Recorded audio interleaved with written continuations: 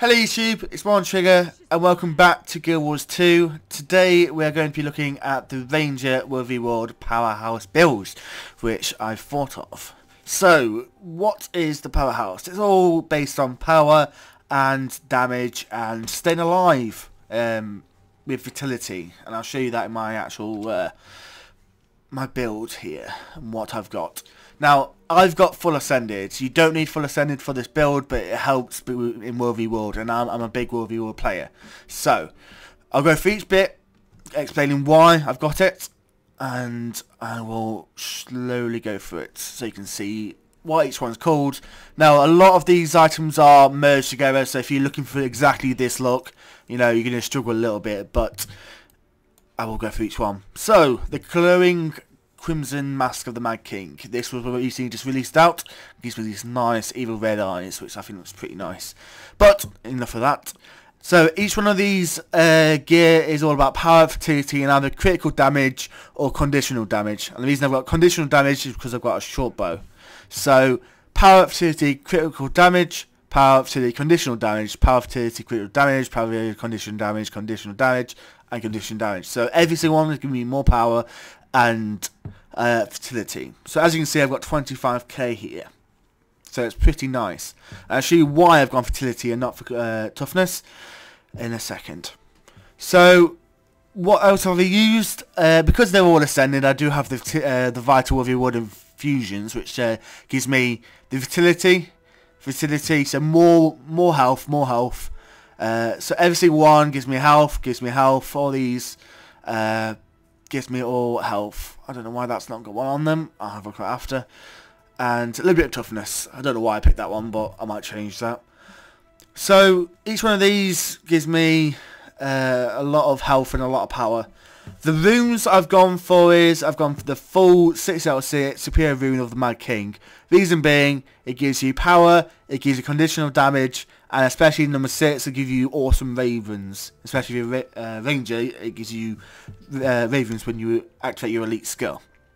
So it gives you a lot of power, a lot of conditional damage, and bleeding, which helps with the one skill on the short bow, because that gives you bleeding. So it gives it a little bit topped up, you know, gives it a little bit more damage. So that's my armor set. So my two actual weapons. Now I do change these weapons around, but I mostly run with my greatsword, the Twilight. Again, you don't need a legendary, you don't need ascended, you know, you just need the skill set. So again, it's power, fertility, conditional damage, and power, fertility. Oh, in fact that's wrong. I just need to change that. I might have a look at that position. So power, position, and conditional damage. I might change that to fatality shortly. So the reason I've got the greatsword and the short bow. Now, when I'm fighting someone, I want to get a lot of damage really fast. Now, the actual greatsword is really great for getting in nice and personal and doing a lot of damage quite quickly. And I'll show you, especially with buffs from friends and using these signets, you can see how much power I'll be getting very shortly. So just as the base one, I'm getting 3,600, which is really nice. And my actual health is 24k. It's quite decent. I did get up to about 27k health the other day. So, you know, the more health you've got, the more you can stay alive. So with the greatsword, you can use your sweep button to swift in and out. You can stun them with your 5 skill. You can block them with your 4 skill. Now this one, you want to keep spamming your 4 skill. It does so much damage every time you hit someone. Especially when you do high DPS, high damage per second. You want to get in there and smash them. And obviously with the short bow, you'll be nice and close and personal, especially with commanding in WVW, which I do. I'm always at the front of the Zerg. I need to take charge of the melee train. Even though if I'm a ranger, I'm always at the front of the melee train. Sounds weird, but you get used to it. So obviously the short bow, you've got the bleeding, you've got the poison. You've got the quick shot, which helps getting away, invading if you're trying to get away, or just move out of a damage zone, a kill zone. So if you see red circles on the floor, you can use that and get away quite quickly. Obviously more conditionals, and then a bit of dazing towards the end. So I do keep switching between these. They're really good. You can switch these out to longbows and sword and horn. I do run with sword and horn now and then because the horn gives you a blast on the 5. You know, it helps if, depending on what kind of group I'm running, I might switch out to the horn. I don't usually have my longsword equipped, but I carry it around with me anyway because sometimes there might be an AC on the wall or something that my shortbow can't deal with, so my actual longbow gets out and I use my 5 skill, my barrage, to get on top of them. So that's my 2 weapons that I use. You remember, you can switch them out depending on what your play style is, but with this you can be really tanky. You can get inside them and get nice, close and personal with them. You know, you don't have to sit back as a ranger. You know, you're not squishy. Like, I've seen so many people squishy, it's annoying. Now, the best thing for a ranger for your healing is your healing spring. Reason, it's a great water combo field.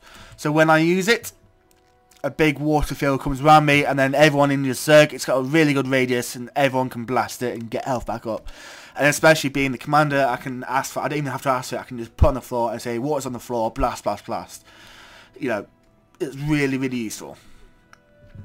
And next I'll go through my signets. So I am using a full signet class, and I'll show you why when I get to the traits soon. So I'm using Signet of Hunt, gives me 25 speed, very important for a ranger because you keep up with the group, you're quite speedy, especially if you need to get away from people. When you activate it, your pet next attack deals more damage, and I'll also give you something else that you may see if that might soon with the traits. Signet of Stone improves toughness for you and your pets, especially in the middle of a fight. It's great to get that low touch of toughness. Especially take no damage for any incoming attacks. Really useful, 6 seconds.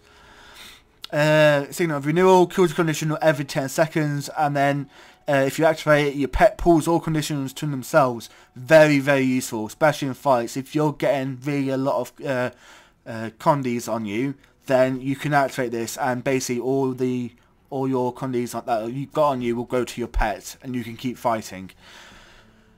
My elite skill, when I'm running around mostly, I use my entangled. Reason being, it's a great CC. You can stop a group of people where they are. You know, it's only 5 targets, but in a zerg, if you can stop 5 targets where they are and get the whole zerg to damage them, that's 5 people out of the fight straight away. I do switch this round now and then. I do use the Reaper of Grenth if I'm usually just roaming around because, you know, I'm by myself. It chills them, it slows their recharge down. And if I'm about to attack a keep or something that has a choke point, I usually switch up to Rampage's 1 because of the stability. Really sort of getting inside, going past the lines of warding, you know, choke points. Especially with me leading, you know, what's good a commander being at the back of the zerg if he's not getting through the choke point. I need to be through there, so that's quite useful. But most of the time I'm running entangled because of the CC-ness, especially in World v World. You're stopping them where they are. But the other elite skills are quite useful.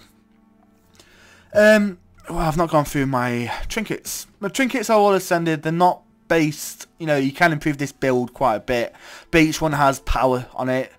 They're all ascended. They've all got the reward infusions, which help me a little bit. I do need to go through and improve the actual infusions, what I've got, but as you can see, they're all power, power, power. Every someone's got power. There's quite a bit of precision and a little bit of toughness in there, which, you know, can be improved, but you can increase this as much as you can. Underwater fights, I don't really do much underwater fights, but I have got the Impaler and the Pearl Impaler, 2 actual swords, which looks quite nice. And then the actual, it's quite expensive, the underwater Aquabeaver, which is a rare. You know, no one doesn't give you much buffs, but this one, I thought, you know, I've got the money, I might as well buy it if I'm doing any underwater fights, which isn't that often, but you never know. So that's the trinkets, the armor, the weapons, my skill sets, and I'll explain more about these shortly. So next, my pets. Pets are quite important because, you know, you can keep switching them around. I run with the dog called Scooby and the wolf called Snowball. Reason being, both of them are high power, high damage people. they do a lot of power, and it's quite important. If you're running power, your pet also gets power as well.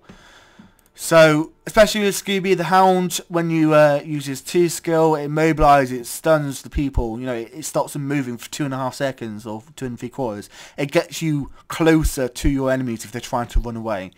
And with the snowball, you've got your shield, so it chills them, it slows them down, and their recharge rate slows down. So you've got that advantage in the fight. I'm not really touched underwater pets, you know, other than the shark and the jellyfish, and there's no major reason why I do that, but it's mostly about my land pets. Also, as a ranger, you need to remember that when you're running around and you see your pet dead, you can switch your pet straight away. You know, then you get a new fresh pet with the full health, and you know, you don't have to waste time trying to revive it. You know, constantly keep on refreshing your pet. After a few refreshes, you will have to wait a little while, but you know, you're dealing more damage with your keep switching your pet. Also, a good top tip is try and target someone and concentrate on that one target. Also, guard and avoid combat. So one of them will stay around you and the other one will avoid combat. Especially if you're attacking a keep or a tower, you need to not make sure your pet doesn't go auto gate. You know, because it will piss the commander off. So you make sure you always put your, especially when you just hit in the tower, just switch it to avoid combat and make sure your pet stays with you. Or if you don't want to do that, just stow your pet away, just to make sure. So that's the pets. Let's move on to the traits. So the traits, I'm running 30, 0, 15, 25 and 0, and I'll go through each line and explain why I've got that as it is. So marksmanship, number 30, again it's high power. Increased power by 300, that's a lot of power. It's all about power, this build. So number 5, obviously everyone will get it, it's the opening strike. Your next attack will be an opening strike and vulnerability for 7 seconds. Very useful when you're just hitting the fight. I'm using number 4, signal mastery, reduces the recharge of the signets. I'm using full signets build, so it's really useful for them to recharge very quickly. Number 15 is pets have opening strike, so not only me, but my pet has opening strike. Just gotta close that down. So that's very useful. You know, it's a given whilst you've got your full line on here. Number 9, activating a signal grants might, really useful with a fight. So as you saw down here, you get the bonus might with the buff of everything else. So what I can do when I'm in a fight, I can activate these and automatically get 9 stacks of might for about 17 seconds. Really useful if you need to call on a high might quite quickly. So opening strike, always critical hits. So your critical, every first time you fire your weapon or your bow, you're going to get critical hit. Really nice. You know, it's a given skill, a given trait. And my elite, this is quite nice, my elite Grandmaster one. Activating effects of signet also affects you. So, every one of these signal actives will also affect me. So when I click on this one, I get more damage and more, I deal more damage on my next attack. Really useful. Next one, your pet takes no damage from attacks. I don't take no damage from attacks. Basically becoming invulnerable for 6 seconds. Very useful in the middle of a fight. And the signet Ruru, it doesn't really affect that one because, you know, you don't pull all your conditions to you. It still goes to your pet, so it doesn't really affect that one. So it's mostly these two it runs with. I don't have any skirmishing. I don't think the info in this line is quite useful. You could go down it if you want a bit of speed, but I've left that totally blank. Wilderness, a little bit of toughness. You know, never goes a harm. I've got increased endurance regeneration, quite useful, and I'll show you why. You know, it's really useful, keeps you alive a little bit longer, it's a given. This one, shared anguish, I don't know if I said it right, but incoming disabled conditionals are transferred to your pet instead. So you've got that little bit of touch stability whilst you're running around. So if someone tries to stun you, daze you, you know, all those kind of stuff, they are transferred to your pet instead. So you're going to keep on moving. If you need to get away, you're going to keep on moving, no one else. 15. Now, this one's quite good, and I've gone with this instead of an elite skill on the actual nature magic. And I'll go through why in a sec. Basically, when you dodge roll in a battle, you gain protection. So when you're in the middle of a fight, when you initially dodge the first melee train, you're going to gain protection. You're going to get minus 33% incoming damage for 2.5 seconds. Now, every time you can double dodge twice, remember? And you can keep this up in the middle of a fight. So every time it's recharged, dodge, you get, you're staying alive a little bit longer. And I think that's really useful and really nice in the fight. Nature magic, all about health, getting your health up. So I've got 25. First one, gain regeneration when your health drops below the threshold of 75%. So when I get damage below 75%, I'm going to get regen straight away for 6.5 seconds. I'm healing myself straight away. Very useful. It's a given. Oh, this one is really nice, especially for the power build. Gain power based on your fertility. So the more fertility you've got, the more power you've got. Every bit helps. So when people, I'll go for the food in a sec. Because I've got such a high fertility, I've got even much higher power. So it gives up and tops up that power. Okay. Number 15. Any boon you get is shared with your pet. So every single boon that I get, receive from guardians, etc., my pet is also going to get it. And my pet's going to stay alive a little bit longer. That's a given. It's quite nice.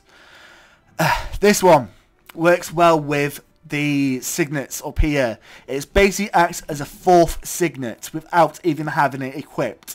So the signet of wind. Use the signet of wind when your health drops below the threshold of 25%. So when I get to 25% health, I gain regeneration for me and my pet automatically. Also, I gain might because I've got the might up here. I get might from that, so I get a little bit more toughness in the middle of a fight without even asking for it. And I also, because when the signal is active, my pet grows larger, dealing more damage and gains stability. So again, I gain more power and I gain stability without even asking for it, without even needing for it in the middle of a fight. So that when you're really low on health, you're still surviving. If you're still struggling, you can hold on, you can stop caps, etc. Really, really useful. Now this one I have got equipped instead of having 20 on the toughness one. You and your pet deal more damage when you have a boon. Really important when you're in the middle of a fight, because in the middle of a fight you're going to get buffed up by your guardians, and I'll show you that exactly very soon, because I've got a few guardians in the wing waiting to buff me up, and I'll show you how much benefits you can get from that. So that's my build for my traits. 30, 0, 15, 25, very useful. I don't think the benefits from these are worth switching these out. I think these two are really useful to get. You can remove that and go for an elite skill, but I don't, it's not useful. Swiftness, yeah, you gain swiftness, a little bit of regen, but yeah, and I'm not running any spirits anyway, so I don't need that one. Again, with this one up here, useful now and then, but it's not needed. These are two preferable things. The food I run is, if I'm running a Zerg, I usually drop a tray of Omenon berries bread. Basically gives you more vitality, and I'm not having one on now, I don't believe. No, I've not.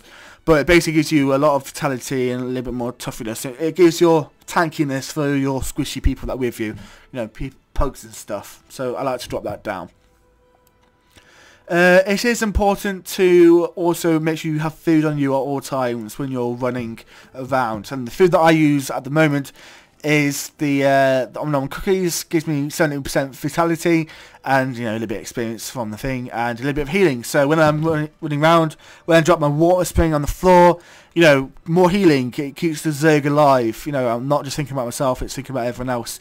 Again, more fertility, more power. It increases my power straight away.